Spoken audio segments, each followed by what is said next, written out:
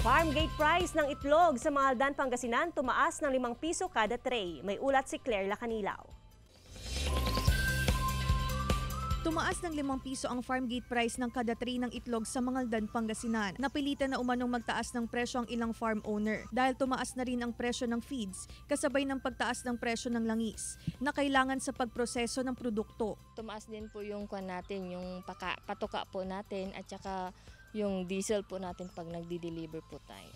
Mas mahirapan daw ngayon sa pagbabudget ang mga mamimili. Importante pa naman daw kasi ang itlog lalo na sa almusal ng mga magbabalik eskwela. Lahati lang binibili ko, ma'am. Yun nga, mahal nga. Ayon naman sa Municipal Agriculture Office, isa rin sa naging dahilan ng pagtaas sa presyo ng itlog ang mababang produksyon dahil sa pabago-bagong panahon. Ang isang factor din, ma'am, ay ito pong dumaan na habagat. Naapektuhan po ang pangingitlog po ng ating mga layers, lalo na nung dumaan ang Bagyong Igay at Falcon tapos sunod-sunod na ulan. Claire Lacanilaw para sa Mornings with GMA Regional TV.